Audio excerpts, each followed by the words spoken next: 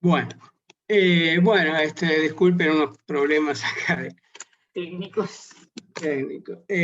Bueno, vamos a empezar con cálculo plástico de estructuras. Lo que vamos a ver es el comportamiento plástico de los materiales, los postulados de la teoría de la plasticidad, el teorema de Colonetti, que es una generalización del teorema de Menabrea para materiales elásticos, y después vamos a aplicar lo que veamos para estructuras sometidas a fuerzas de directa. Bueno, las ventajas del diseño plástico se deben al hecho de que utiliza por completo la propiedad de ductilidad del material. Por lo tanto, la descripción general del análisis plástico se aplica a cualquier material estructural con suficiente ductilidad. Es particularmente adecuado para acero dulce, con su marcado límite de elasticidad definido y gran ductilidad, o sea, gran valor de deformación antes del comienzo del endurecimiento por deformación del material. Ahora vamos a explicar más qué era la idea de ductilidad y de endurecimiento por deformación. La reserva de resistencia plástica no puede ser aplicada completamente para estructuras hechas de materiales frágiles, que no son dúctiles, que se agrietan bajo tensiones relativamente pequeñas, o para estructuras hechas de barras delgadas que se pandean en compresión dentro del rango elástico. Bueno, entonces vamos a ver un video acá de el ensayo de tracción. Va a graficar la fuerza ahí, que ya la va graficando, contra el desplazamiento. Está en la zona elástica lineal, ve que va recto.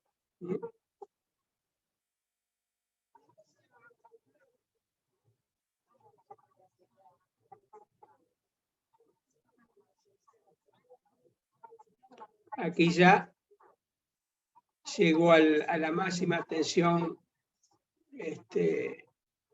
elástica, digamos, y empieza a decaer y entra acá en esta meseta de fluencia. Acá el material fluye, por eso el nombre de fluencia. Ven que acá, para una misma tensión, las deformaciones van aumentando considerablemente, hasta aquí, donde empezó ahora a ir aumentando la tensión para seguir con el aumento de las deformaciones.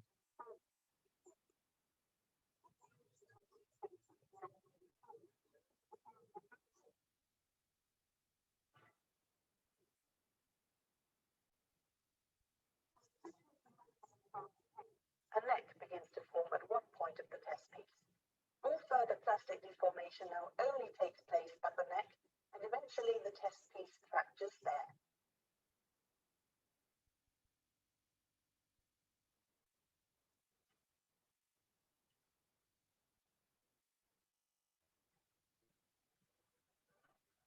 Ven, acá se está formando la estricción y ahí se rompió.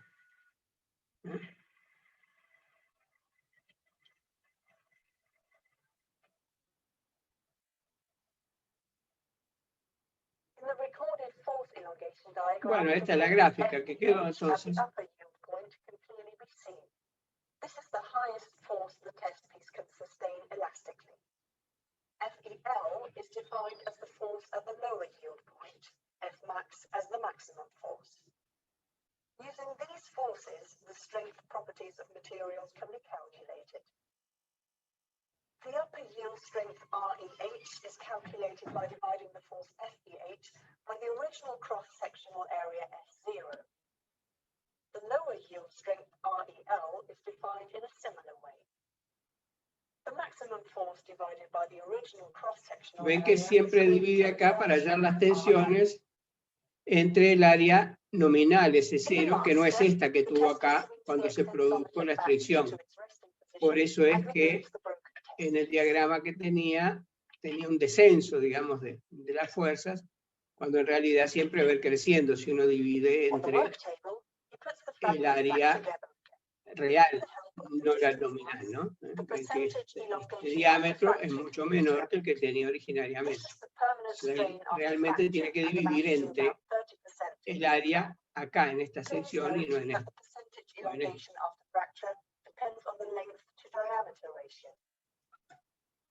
By measuring the smallest diameter at the point of fracture, the percentage reduction of area can be calculated. It describes the reduction of cross-sectional area at the point of fracture in relation to the original cross-sectional area. In the second tensile test, a material without yield point phenomenon is to be tested. Ahora va a cambiar de material. In this case, it is Va a poner uno que no tiene aluminium alloy. una zona de fluencia como tenía el acero común marcada. It is cylindrical with an original diameter of 10 millimeters and an original gauge length of 100 millimeters. After fitting the test piece into the testing machine and panning the extensometer into its working position, the test can start.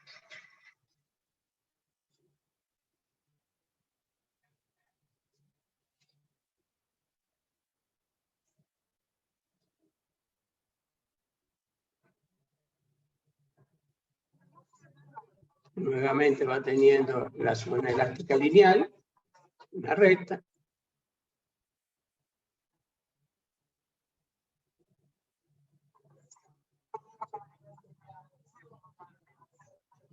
Ven que acá no tuvo la zona esa de fluencia que tenía el material anterior. Y entonces es muy difícil decir cuál es el valor donde abandona el comportamiento elástico y entra en el comportamiento plástico, en la fluencia.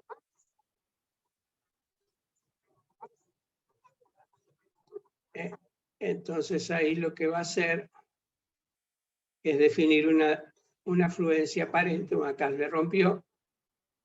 Va a definir una fluencia aparente trazando la paralela a esta recta a una deformación de 0,002.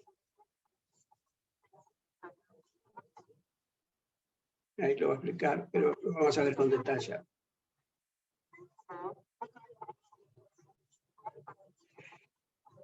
Fíjese que acá no tiene deformaciones, tiene alargamiento. Por eso habla de milímetros para tener el 0,2%, ¿no? Que es el 0,002, como les dije recién, en deformación. Como él tenía una longitud original de 10 centímetros, este es el delta L, el desplazamiento, no la deformación. Por eso le va a dar 0,2 milímetros. Pero entonces traza la paralela a la recta elástica por este punto y ahí tiene una tensión de fluencia aparente, porque este material no tenía una zona de fluencia marcada como el anterior. Bueno, vamos a ver esto ahora con detalle acá. Acá tenemos el ensayo primero que vimos. Acá está la zona esta marcada de fluencia del acero común. Entonces, el dibujo es similar al que apareció en la primera gráfica del ensayo. Tiene una zona, esta recta, que termina en esta tensión sigma P, tensión de proporcionalidad. ¿Por qué? Porque en esta zona hay una elasticidad lineal, o sea, hay una proporcionalidad entre las tensiones y las deformaciones. Eso se cumple en los materiales elástico lineales. ¿Qué pasaría acá? ¿Por qué es elástico? Si yo vengo aumentando las tensiones, va aumentando acá, acá, acá, llego a este valor por acá. Y descargo, vuelvo por el mismo camino. Recupero todas las deformaciones que le había producido al aumentar la tensión en la pieza. ¿Sí? Bueno, ese comportamiento entonces elástico sigue hasta sigma P, pero es una elasticidad lineal, o sea, hay proporcionalidad entre las tensiones y la deformación. Después de este punto, una observación, este punto es difícil de determinar en el ensayo. ¿Sí? Bueno, después de este punto siguió aumentando la carga y siguió con comportamiento elástico. O sea, si por acá, si por arriba de este punto descargaba, volvía por el mismo camino. Lo único que acá no se nota por la escala del dibujo, pero esto se curvó acá. En otro dibujo, después vamos a verlo más adelante, acá dejó de ser elasticidad lineal para transformarse en elasticidad no lineal. En esta zona entre sigma P y sigma E, entre la tensión de proporcionalidad y la tensión de elasticidad, ahí hay un comportamiento elástico, o sea, si descargo recupero toda la deformación, pero no lineal, no es más una red. No se ve acá por la escala, en otro dibujo lo vamos a ver con más detalle, pero no es más una recta. Bueno, ese valor todavía es más difícil de distinguir en un ensayo que este de proporcionalidad. ¿Sí? Bueno, siguió aumentando la carga y llega acá a este valor que es la tensión de fluencia. Pero acá vimos que en el ensayo bajaba, ¿sí? Y entraba en esta zona de fluencia. ¿Por qué el nombre de esta zona de aquí de fluencia? Porque acá el material fluye, o sea, sin aumentar las tensiones, ¿ven? Las tensiones se quedan constantes, las deformaciones aumentan de una forma incontrolable hasta un cierto valor. ¿Está bien? Esta es una zona que se veía en el ensayo muy grande, comparada en el rango de deformaciones con las anteriores. Acá hay unos valores. La tensión de proporcionalidad aparece para una deformación de 0,001. La tensión el pico de fluencia aparece en 0,0012, muy cerca de la anterior. Y toda esta zona llega hasta 0,01. O sea, es 10 veces mayor que la zona de proporcionalidad. Entonces, esta zona es muy marcada y esta es la tensión, esta tensión de aquí, la que se puede medir fácilmente en el ensayo porque, como esto lo vieron en el ensayo, se hace en una zona muy larga, uno puede acá encontrar el valor de esa tensión. Entonces, de estos tres valores, la tensión de proporcionalidad, la tensión del límite elástico y la tensión de fluencia, se toma como si coincidieran los tres en un único valor que vamos a llamar tensión de fluencia. Y esta es entonces la tensión de fluencia con la que vamos a trabajar. ¿Sí? Bueno, entonces, en esta zona de la fluencia, donde el material se deforma mucho sin aumentar la tensión, o sea, el material fluye, se llega a un momento para esta deformación de 0,01 en que ahí sí, si uno quiere seguir aumentando las deformaciones, tiene que aumentar las tensiones. Entonces continuamos acá cargando el material y va creciendo, vamos aumentando nuestra tensión y va creciendo la deformación correspondiente, y esta zona de acá se va a llamar de plasticidad con endurecimiento. ¿Cuál es la diferencia entre esta plasticidad, que se llama, normalmente es plasticidad perfecta, y esta otra de plasticidad con endurecimiento? que si yo, por ejemplo, en este punto A descargo, ¿sí? Como estoy en esta zona plástica, voy a obtener una deformación en la descarga que va a salir de trazar la paralela a la recta elástica por el punto A. ¿Sí? Va a venir por acá, perdón. Y entonces va a quedar la deformación total definida dividida en dos partes. Una acá elástica, que yo recuperé, y una acá plástica que me queda irrecuperable. ¿Ven? Vengo por acá, acá queda esta deformación plástica irrecuperable. ¿Sí? Bueno, si yo volviera a cargar, nuevamente vendría por esa misma recta, llegaría al punto A y tendría esta tensión de fluencia, que sería igual a la que tenía antes. ¿Sí? ¿Cuál es la diferencia entre esta zona de plasticidad perfecta y esta otra de plasticidad perfecta, perdón, y esta otra de plasticidad con endurecimiento? Si yo descargo acá en esta zona, un punto por acá, de la zona de plasticidad con endurecimiento, vuelvo por una paralela, me queda de nuevo una zona, acá una deformación elástica que recuperé y acá una plástica irrecuperable. Pero si yo vuelvo a cargar, vuelvo a subir por la misma recta esa paralela, pero la tensión que voy a obtener de fluencia va a ser esta, la que había en el momento que yo descargué. ¿Sí? Entonces, mi tensión de fluencia aumentó. Por eso se dice que el material endureció. Y por eso esta zona se llama plasticidad con endurecimiento. Bueno, después viene, se alcanza acá la máxima tensión, acá la llaman tensión última, pero que en realidad, vamos a ver, no es la máxima tensión, porque yo estoy dividiendo entre el área inicial de mi probeta. Y ahí vieron que en esta zona ya empieza a producirse la estricción. Entonces tendría que dividir entre el área nominal, que es menor. Entonces, si esa área es menor, la tensión va a ir aumentando, como vamos a ver ahora en otros gráficos. ¿Sí?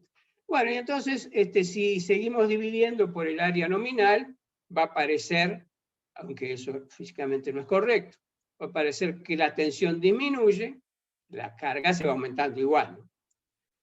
Hasta que llega un momento de la rotura. ¿Sí? Si antes de llegar acá el material rompe, es lo que vieron ahí en el ensayo, se separa en dos, ¿no? Si acá antes, un poquito antes de la rotura, yo descargo con una recta paralela, tengo un valor delta de las deformaciones que se llama alargamiento de rotura, que en un acero dice que está en un valor de 0,26. Se mide también a veces en porcentaje, se puede decir que es el 26%. ¿Sí? Bueno, ¿eso qué significa, este delta, este alargamiento de rotura? Bueno, el tamaño de este delta, el valor de este alargamiento de rotura, es una medida de la ductilidad del material.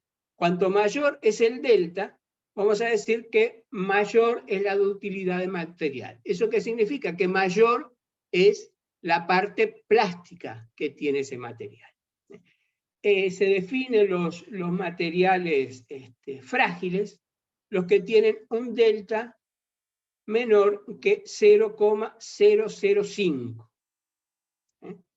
Si el delta es menor que el 0,05, ahí vamos a decir que es el límite para decir que un material es frágil. Si es mayor, decimos que es dúctil. Y bueno, fíjense en que tiene 0,26, que comparado con 0,05 es mucho mayor. O sea que este acero común es un material con mucha ductilidad. ¿Sí? Este delta, entonces, este alargamiento a la rotura que sale del ensayo, me da la ductilidad que tiene mi material. Bueno, acá tenemos una simplificación de de la gráfica. Lo podemos considerar. Después vamos a ver hipótesis de gráficas de comportamientos simplificados, idealizados, digamos, pero acá considera la parte elástica como una recta de una pendiente E, que es el módulo de Young. Después considera acá la parte de plasticidad perfecta como una recta, sigma I es la tensión de fluencia, como una recta acá paralela al eje de las deformaciones. Después acá considera la parte de la plasticidad con endurecimiento como otra recta con una pendiente, como esta tenía la pendiente E, esta tiene una pendiente ES que en los valores de la tabla de arriba está dada para distintos aceros en el que se varía el porcentaje de carbono. El acero común, tomó acá un acero común con un porcentaje de carbono de 0,28, después lo fue aumentando a 0,49, 0,74 y 0,86. Y acá ve qué pasa con esta tensión de fluencia. Cuanto más carbono tiene el acero, mayor es la tensión de fluencia. Acá está en el acero común 340, acá al aumentar el porcentaje de carbono va aumentando a 386, 448, 525. Entonces, ¿qué pasa? Cuanto mayor es el porcentaje de carbono que tiene el acero, mayor es la tensión de fluencia. O sea que el acero ese va a tener un comportamiento elástico, en que si yo dimensiono utilizando la teoría de la elasticidad, es importante tener una tensión de fluencia alta porque me queda un mayor rango para dimensionar mi pieza, ¿no? Y esa tensión de fluencia aumenta, ese rango de comportamiento elástico aumenta con el contenido de carbono del acero. Bueno, acá divide, se interesa poco la relación entre esta tensión máxima que obtenía aquí y la tensión de fluencia. Esa diferencia se hace cada vez menor al aumentar el contenido de carbono. Y aquí sí, esto es importante porque está dando un valor de la ductilidad. Acá hace el cociente entre la deformación esta epsilon S que tiene en el momento en que uno en plasticidad va a trabajar en este rango, ¿no? En el momento en que empieza la plasticidad con endurecimiento, ¿no? Nosotros vamos a trabajar en general con un material elastoplástico perfecto, hasta este valor de la deformación, ¿sí? Y acá está dividiendo epsilon S, esa deformación entonces en el momento que abandona el comportamiento elástico perfecto, y el epsilon elástico, ¿sí? Y entonces fíjense en que para el acero con bajo porcentaje, bajo contenido de carbono, es un 9,2. Y al ir aumentando el contenido de carbono, va bajando, hasta que en el último ya tiene 1,5. ¿Qué es lo que está pasando entonces acá? Se está perdiendo ductilidad. Al tener menor contenido de carbono, mi material, mi acero es más dúctil que al tener un alto contenido de carbono. Y acá también pone la relación entre el módulo de Young y esta tangente que puede considerar la curva del endurecimiento. Esta tangente de acá se va empinando cada vez más cuanto mayor es el porcentaje de carbono. Bueno, acá tenemos ya lo que les decía hoy de la parte de esta curva, ¿no? Y están las zonas esas que le estaba explicando. Está entonces hasta sigma P, la zona elástica lineal. Acá hay proporcionalidad entre tensiones y deformación, ¿sí? Después, hasta sigma E, ven que acá se curvó, como les decía, dejó de tener elasticidad lineal. Ahí ya no va a haber más proporcionalidad entre tensiones y deformaciones, sin embargo, va a seguir siendo elástico. O sea, si descargo, vuelvo a recuperar toda mi deformación, ¿sí? Y después voy a empezar con plasticidad, o sea, si descargo acá, ya vuelvo por una paralela, ¿sí? No recupero toda la deformación, pero tengo esta zona también no lineal, claro, toda la plasticidad es no lineal. Una observación, no es para este caso, digo, si yo tuviera un material elástico no lineal y un material plástico, en los dos voy a tener un comportamiento en tensiones de deformaciones curvo, no lineal.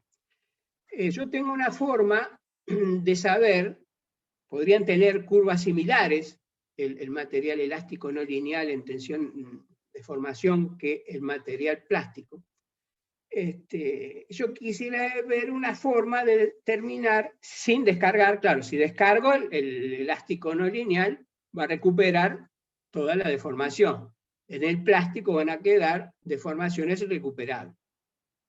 Pero si yo quiero saber sin descargar cuál es el material elástico no lineal y cuál es el material plástico, una forma es, cuando termino el ensayo, tocar la barra del material. Si sigue a temperatura ambiente, era elástico no lineal. Si se calentó, era plástico. Porque en el proceso de plasticidad hay pérdida de energía por calor en el material. Y entonces, si lo toco y veo que se calentó, que dejó la temperatura ambiente, era porque era un material plástico y no elástico. Bueno, entonces, una vez que llegamos a la tensión de fluencia, lo que hicieron acá fue el pico sacarlo y quedarse con este comportamiento. Bueno, acá llega a la tensión de fluencia y queda acá en esta zona que ya dijimos que es la zona plástica perfecta. Acá faltó la palabra perfecta. Plástica perfecta, donde yo tengo toda esta zona de fluencia. Acá el material fluye. Después empieza la zona del endurecimiento, que les dije hoy. Acá la zona de estricción, bueno, en realidad la zona de estricción va a empezar un poco antes, y entonces lo que yo les decía, y hasta llegar a la rotura. Pero en esta zona, acá hay un descenso porque se está dividiendo entre la tensión nominal y no entre la tensión real, que al producirse la estricción cambió. Y vieron en el ensayo que cambió bastante. Bueno, acá está eso marcado.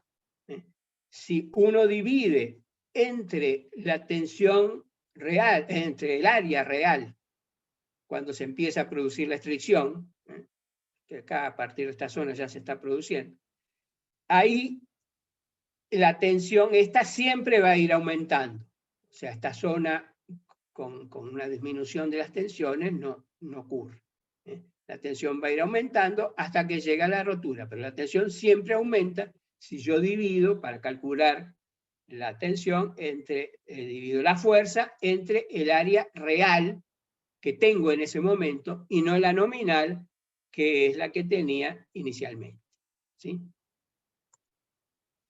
Bueno, ahí está, vamos a marcar acá que está marcado en violeta. En la zona elástica, si yo descargo en este punto, recupero toda la deformación, ¿ven? Acá estoy en la zona de plasticidad perfecta, fluencia, y si yo descargo por acá, vuelvo por la paralela a mi recta elástica, y acá me queda la deformación total dividida en dos partes, la que se recuperó esta, que es elástica, y esta que está acá, que es la plástica. Ahora, ¿qué pasa si yo hago este ensayo y cuando yo llego acá descargo y saco la probeta de la prensa y la dejo ahí, y viene alguien después y la vuelve a ensayar. El comportamiento que va a encontrar es este. Va a ir aumentando aquí las tensiones y las deformaciones van a responder a esta recta, que es similar a esta, porque esta parte curva es muy chica. Después va a encontrar una zona de elasticidad perfecta, esta de acá, que es mucho menor que la que tenía antes, es solamente esta parte. Entonces, el material, para la persona que lo encontró después que yo hice esta descarga acá y lo ensaya nuevamente, va a tener una ductilidad menor que el que tenía originariamente.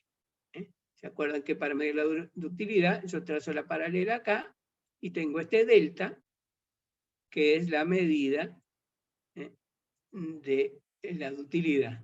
Acá, cuando trazo la paralela, voy a tener este delta, que va a ser menor porque esta parte ya no está más, ¿sí? O sea que acá el material, la persona que haga ese ensayo me va a decir que la tensión de fluencia es la misma, pero me va a decir que el material no es tan dúctil como el que yo había ensayado originariamente. Si yo en lugar de descargar acá hubiera hecho todo el proceso, iba a tener acá una ductilidad mucho mayor que aquí. ¿Tá? Bueno, acá vemos lo que yo les decía, el endurecimiento. Si yo descargo una vez que entré en la zona esta de endurecimiento, y de nuevo saco la probeta de la prensa, la dejo ahí y se vuelve a ensayar, la curva que va a obtener el que hizo el segundo ensayo va a ser esta, o sea, esta de acá. Y va a decir que, uno, la tensión de fluencia es mayor que la que yo había medido. Hubo un endurecimiento en el material. Me va a decir que el material no tiene la zona de plasticidad perfecta. Pasa directamente de la zona elástica a la plasticidad con endurecimiento. Y me va a decir que el material tiene muy poca, o tiene poca, igual un metal es acero, sigue siendo dúctil, pero tiene una ductilidad menor que la que tenía originariamente. Cambia notoriamente las características del material, también le cambió, eso sí, si yo voy a trabajar en la zona elástica, le cambió la tensión de fluencia, le aumentó la tensión de fluencia. Entonces, si yo quiero trabajar con este material en la zona elástica y no en la plástica, bueno, lo beneficié porque le aumenté la tensión de fluencia y acá tengo un rango de trabajo mucho mayor que el que yo tenía aquí. ¿Lo ven? Pero perdió de utilidad. Antes acá, este acero es más favorable para trabajar en plasticidad que este otro, porque este tiene una zona de plasticidad mayor. ¿Sí? Bueno, este procedimiento de aumentar, de endurecer el material, de aumentarle la tensión de fluencia, se llama endurecimiento por deformación en frío y aumenta la región elástica lineal. Como les dije recién, pierde ductilidad. Y pierde toda la zona esta de la plasticidad perfecta, o plasticidad por fluencia. Esta ya no tiene más. Y tenemos este es lo que les decía hoy. Esta tensión de fluencia es muy fácil de determinar en el ensayo, porque estamos acá con una tensión constante en la que el material se va alargando mucho. Vieron que esto en la curva del ensayo aparece fácil. Acá puede haber una zona curva antes también. Entonces, determinar exactamente la tensión de fluencia es difícil. Y entonces tenemos que volver a usar aquí la misma idea, cuando no hay una plasticidad perfecta de trabajar con la tensión de fluencia aparente, o sea, por el valor de 0,002 epsilon. Esa deformación, trazamos la paralela a esta recta, y donde corta, vamos a decir que ese es el valor de la tensión de fluencia aparente. ¿Sí? Bueno, acá está la idea. ¿eh? Está este valor de 0,002, trazamos la paralela a la recta y ahí tenemos la tensión de fluencia aparente. Profe, tengo una pregunta. ¿Sí? Si se repitiera muchas veces lo de cargar y descargar, ¿en qué se terminaría? ¿En qué sentido me decís tú? Porque infinitas veces no se podría hacer, ¿no? Porque si no, deformaciones infinitas no podría tener, digamos, de generarle deformaciones permanentes, volver a cargar otra vez, de generarle deformaciones Bueno, permanentes. hay dos cosas ahí de las que yo no quería meterme, que son tres cosas en realidad. Uno, la temperatura, depende de la temperatura en la que esté, cambia la curva tensión de formación. Depende de la velocidad de carga, de la velocidad en que cargo, ahí también cambia la curva tensión de formación. Y está el problema de fatiga del material. ¿Tá? Si yo empiezo a cargar y a descargar repetidamente seguidas, ahí también cambia la cosa porque ahí aparece un problema de fatiga del material. Ahí también las propiedades cambian. Yo estaba, cuando digo esto, que por ejemplo, de endurecimiento por deformación en frío es una forma industrial, digamos, de obtener un acero con mayor tensión de fluencia y con un límite elástico. Uno normalmente, o sea, acá queremos hablar para que tengan la idea de que existe, cómo se puede hacer el cálculo plástico, pero uno normalmente diseña en el rango elástico. ¿Está bien? Entonces, esta sería una forma industrial, el endurecimiento por deformación en frío, de aumentarle al acero el límite de fluencia. ¿Qué es esto? Uno lo somete a tracciones, le va aumentando la tensión, se mete, digamos, en la zona de endurecimiento, lo descarga y entonces pasa a tener, en lugar de un acero común como con baja tensión de fluencia y un rango idúctil, muy dúctil, y con un rango de plasticidad perfecta grande, pasa a un material como este otro, sería ya un acero tratado, con una tensión de fluencia mayor, una zona para hacer el diseño elástico mayor, pero un material que no tiene plasticidad perfecta y es menos dúctil que el anterior. O sea que esto de acá sería un acero común y esto de acá sería un acero tratado. ¿Cuál es la ventaja que tiene el tratamiento que yo le hice acá? Bueno, ese tratamiento me permitió aumentar la zona elástica, tener una tensión límite de elasticidad mayor y poder diseñar entonces estructuras en el régimen elástico más convenientes que con el acero común. ¿tá? Pero esto entonces yo lo hago una sola vez. ¿tá? Ahora, por eso yo les decía, yo dejo la probeta ahí, me voy, y después a otro día viene otra persona y hace eso. Pero podría también esa persona dejarlo ahí, y bueno, si vuelve otro a los varios días y hace acá otra vez, por ejemplo, la persona esa lo cargo hasta acá, sigo cargando, vino hasta acá y lo descargo. Bueno, el otro va a encontrar una tensión mayor todavía. ¿tá? Pero lo que les decía, si uno lo hace repetidas veces, el problema es totalmente diferente porque entramos en un problema de fatiga y ahí las gráficas estas ya no son iguales. Incluso acá en los ciclos de carga y descarga, yo creo que se veía en... Acá lo marcaban. Cuando uno descarga, digan que pusieron esto acá. Acá hace siempre como un bucle. Esta zona de acá, realmente uno va a hacer idealizaciones y se descargo por la paralela esta recta, pero bueno, llega hasta a un lugar en que empieza a inclinarse y a curvarse así y acá hace un bucle. O sea, esos temas vamos a hacer una idealización en los que no vamos a considerar, ¿sí? Pero existen. ¿Está bien?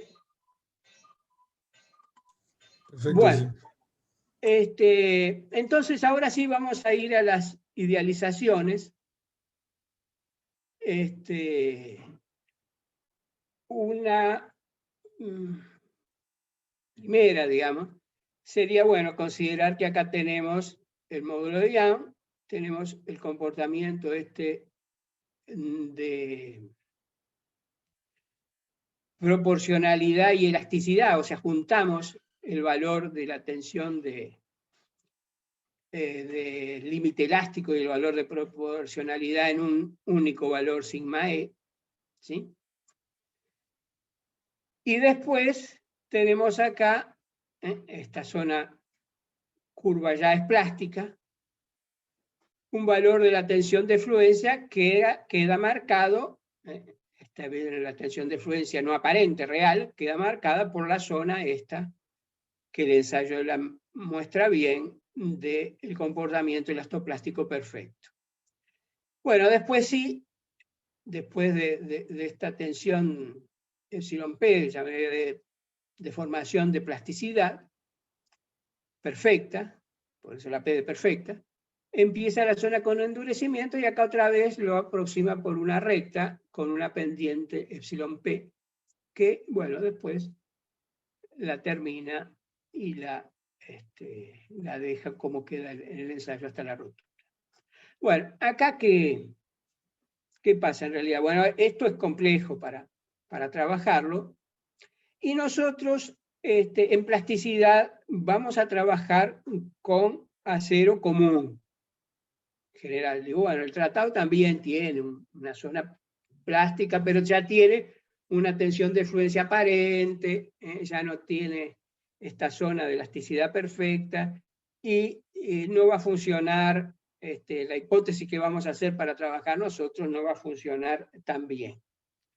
Porque nosotros vamos a trabajar en esta zona. Vamos a considerar una zona elástica, ahora vamos a ver el dibujo de la idealización, pero una zona elástica hasta la tensión de fluencia, y después vamos a considerar una zona de plasticidad perfecta hasta este valor de las deformaciones, que como veían ahí en el primer gráfico, son valores considerables, 10 veces mayores que las de la zona elástica. Y hasta aquí es donde, por ejemplo, las normas le piden al fabricante la gráfica. ¿Sí? O sea que esa es la zona en la que vamos a trabajar en plasticidad. Nunca vamos a pasar de este valor que ahí en el acero común anda por el 0,01. O sea que nuestro comportamiento ideal, que va a ser en el que vamos a hacer los cálculos, va a ser esta zona acá curva la vamos a sacar, vamos a admitir que el comportamiento elástico se mantiene hasta la tensión de fluencia. Después vamos a considerar acá la zona de elasticidad perfecta como es, hasta el valor de la deformación esta de elasticidad perfecta que anda por el 0,01, y de ahí para adelante no vamos a trabajar porque ya las deformaciones son muy grandes, pero para no complicar, esta curva no existe más y seguiría recto. ¿Tá? Pero entonces, si vamos a las idealizaciones, podríamos una primera idealización, teníamos esta curva. Una primera idealización sería considerarlo el material solamente como elástico, que es lo que venimos haciendo hasta ahora, ¿no?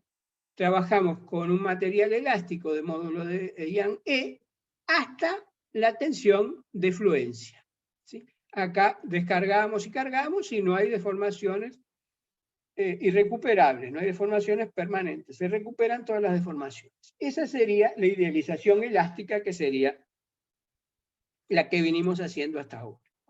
Ahora vamos a pasar a la idealización elastoplástica perfecta, que es la que vamos a usar en los cálculos de plasticidad que vamos a ver ahora después. Y va a tener un comportamiento elástico lineal hasta la tensión de fluencia, y después de la tensión de fluencia, elasticidad perfecta siempre. Aunque nosotros nunca vamos a superar las deformaciones estas, o sea, nunca vamos a entrar en la zona de endurecimiento, porque ahí las deformaciones van a ser ya muy grandes y no vamos a superar este valor de la deformación. O sea que esta es la curva que vamos a considerar para los cálculos plásticos que vamos a hacer después. Bueno, entonces este sería el comportamiento. Mientras estemos en la zona elástica, descargamos y volvemos por la misma curva que cargamos y no hay ninguna deformación permanente. Si entro en la zona de elasticidad perfecta y descargo, ahí lo que les decía, vamos a tener una parte de esta deformación total que tenemos acá, recuperable, que es la elástica, que es esta, y otra parte irrecuperable, que es esta de acá, y mi estructura va a quedar con deformaciones permanentes, con deformaciones irrecuperables debido a la plasticidad. Bueno, si uno quiere pensar un modelo reológico para este comportamiento de elasticidad perfecta, podría ser esto: un resorte que representa la parte elástica, y acá un bloque que tiene un frotamiento. La idea del frotamiento aparece mucho en plasticidad, hasta de cierta forma aparece en los cálculos, porque aparecen las rótulas plásticas, que vamos a hablar después de lo que son las rótulas plásticas, serían rótulas con frotamiento. ¿Cómo es esta idea del frotamiento? Bueno, si mi tensión es menor que la tensión de fluencia, que acá llamaron sigma C, ahí esto no se desliza, queda fijo. Y entonces, las únicas deformaciones que se producen son las del resorte, o sea, son las elásticas. Por eso, si yo descargo acá, recupero por el resorte, vuelve a su forma original y recupero la deformación. En el momento en que llego a este valor de la fuerza de frotamiento, la tensión sigma C, en ese momento este bloque se desliza. Y se puede deslizar de forma incontrolable, ¿sí? Pero si yo en un momento, por ejemplo aquí, descargo, el bloque se quedó en la posición en que estaba, en ese momento que descargué. Entonces, ¿qué pasó? Se trasladó de acá hasta acá. Y entonces quedó una deformación irrecuperable, esta epsilon sub p. Se corrió acá para acá y ya no hay forma de correrlo para acá otra vez. ¿Está bien? Tiene esa deformación irrecuperable. Pero si yo lo cargo nuevamente, el resorte va a seguir haciendo efecto y va a ir aumentando por acá las deformaciones hasta que vuelvo acá, y si nuevamente llego a la tensión de fluencia, ahí otra vez el bloque se desliza y sigue deformándose para acá. Esta sería la idea de cómo funcionan los materiales estos elastoplásticos perfectos. El modelo rheológico sería un resorte con un bloque con frotamiento. ¿Sí? Bueno, podemos hacer todavía una idealización mayor, que es la de considerar el material como rígido plástico perfecto, o sea, eliminar la parte elástica y suponer que se comporta, digamos, solo como el bloque, sin el resorte. O sea, si yo doy una tensión menor que la del frotamiento, o sea, que la de fluencia, el bloque no se mueve. Si yo doy una tensión igual a la del frotamiento, ahí el bloque empieza a deslizarse. Sería el comportamiento, la idealización rígido plástico perfecto. Fíjense en que nunca en estos materiales elastoplástico perfecto yo puedo superar la tensión de fluencia, nunca. Siempre voy a trabajar en rangos de tensiones menores que la tensión de fluencia. Lo ven aquí, ¿no? Nunca puedo tener tensiones mayores que las de fluencia. No va a existir, es inalcanzable físicamente esta zona para un material elastoplástico perfecto. ¿Está bien? Siempre mis tensiones van a ser, si es elástico, menores que la de fluencia. Si es plástico, igual a la tensión de fluencia, pero nunca puedo superar la tensión de fluencia. ¿Está? Bueno, acá está el bloque del rígido plástico que les decía hoy, ¿no? Y bueno, y acá podríamos tener la idealización para el material elastoplástico con endurecimiento. Creo que no tenemos ningún ejercicio propuesto, teníamos en algún momento, pero lo sacamos, que ahí tiene la tensión de fluencia, tiene el comportamiento elástico hasta acá, el módulo de Young, y acá se considera otra recta con un módulo de Young que anda por el orden de 10.000 veces el módulo original de Young elástico, dividido 10.000. ¿Sí? Acá este material sí tiene endurecimiento y sí puede acceder a tensiones mayores que la de fluencia, pero en realidad accede así, ¿no? Yo voy cargando, abandono el comportamiento elástico, alcanzo la tensión de fluencia, sigo cargando y ahí va aumentando la tensión de fluencia, ven que estoy para valores mayores de la tensión de fluencia, pero en realidad, en cierta forma no, porque lo que hago es endurecer el material y aumentar la tensión de fluencia. ¿Ven? Por ejemplo, llego acá, la tensión de fluencia cambió, en lugar de ser esta, ahora va a ser esta, el material se endureció.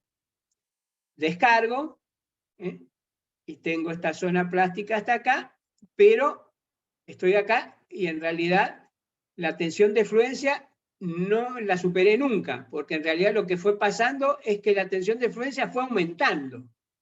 ¿Ven la diferencia, no? Yo nunca tuve tensiones mayores que la de fluencia. Lo que pasó es que aumentó la tensión de fluencia, el material endureció. ¿Sí? Bueno, y acá está el modelo del material elastoplástico con endurecimiento, que sería un resorte y después un resorte en paralelo con el bloque de frotamiento. ¿Sí? Bueno, vamos ahora a ya entrar en la teoría de la plasticidad.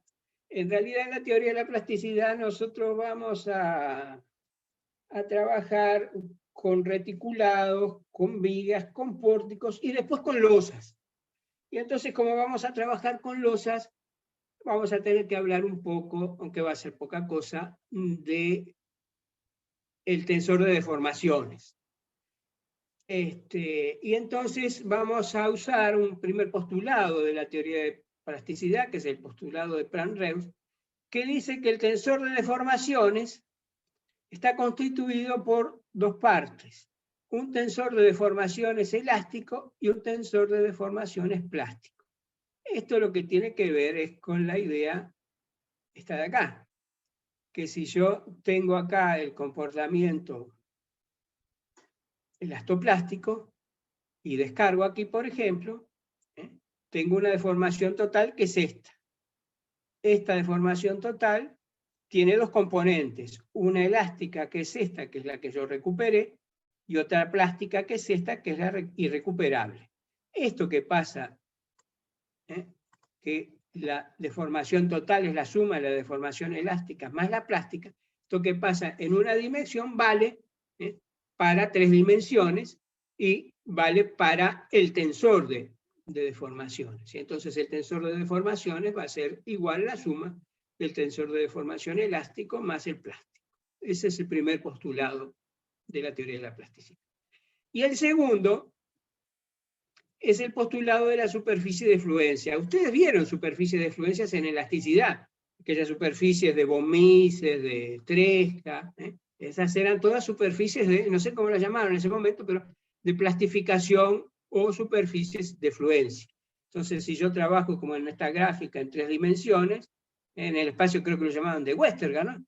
Ahí tienen la superficie de fluencia, que sería la superficie de Tresca o de von Mises. Eso lo vamos a usar, pero muy poco en el problema de las losas. Entonces, la superficie de fluencia creo que la representaba como una función del tensor de tensiones, F de T, fuera von Mises, por ejemplo. Y ahí estaría la superficie de von Mises, pongamos que es esta. Entonces yo voy cargando y voy recorriendo curvas hasta acá, y mientras que estoy cargando aquí tengo un comportamiento elástico. O sea que si F de T, la función de fluencia aplicada al tensor de tensiones, me da un número menor que 0, es que yo no llegué a la plastificación, no llegué a la superficie de fluencia de von Mises. ¿Sí? Pero puedo seguir cargando hasta llegar a la superficie. Acá, por ejemplo, acá estoy elástico, F de T va a ser menor que 0. Si sigo aumentando, llego acá, a este punto acá, plastifico. Bueno, no es tan así si plastificó o no. Ahí F de T es 0. Y ahí tenemos dos opciones para decir si hay un comportamiento elástico o un comportamiento plástico cuando llego a la superficie de fluencia. Si llego a la superficie de fluencia y descargo, digo que el comportamiento sigue siendo elástico. Si llego a la superficie de fluencia y cargo, ahí digo que el comportamiento es plástico. ¿Sí? Eso se ve acá. En el caso uniaxial es la misma idea. Yo estoy acá, mi tensión sigma, la F sería sigma menos sigma I, menos sigma de fluencia. Esa sería la F de sigma. Entonces, si estoy en una tensión elástica menor que la tensión de fluencia, sigma menos, por ejemplo, a la mitad acá, sigma menos sigma de fluencia va a ser, si fuera la mitad, menos sigma de fluencia sobre 2, negativo. Entonces estoy en un comportamiento elástico. Si sigo cargando y llego aquí, ahí sigma vale sigma de fluencia. Entonces sigma menos sigma de fluencia es 0. ¿Sí?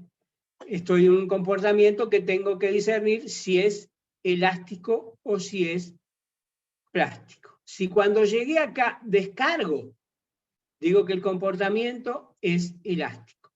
Si cuando llego acá cargo, ahí voy a decir que el comportamiento es plástico. Es esta misma idea del postulado, ahora en el caso unidimensional. ¿Está bien? Bueno, entonces ahora vamos a ver la idea de los cálculos elásticos o cálculo plástico, las diferencias y las ventajas y desventajas que tienen cada uno. Pero ustedes saben bien que nosotros calculamos todo de forma elástica, ¿no? Acá es como una alternativa para que vean que si uno quiere calcularlo de forma plástica, bueno, qué diferencias tiene, qué beneficios o qué inconvenientes tiene, y cómo puede usarse. Pero nosotros dimensionamos normalmente de forma elástica. ¿sí? Aunque si se fijan, por ejemplo, el hormigón es un material que de elástico tiene muy poco, ¿no? Entonces, ahí si bien de plástico, como no tiene mucha utilidad, las ideas como las vamos a ver, la plasticidad que vamos a ver va a servir más para un acero, pero cuando calculemos las losas por líneas de rotura, eso va con la idea de aplicarlo al hormigón, y ahí es una opción competitiva con el cálculo elástico de una losa de hormigón. Pero igual, aunque uno lo calcule elástico o plástico, después el comportamiento del hormigón, por algo ahí, ustedes trabajan con estados límites, ¿no? Ahí el comportamiento elástico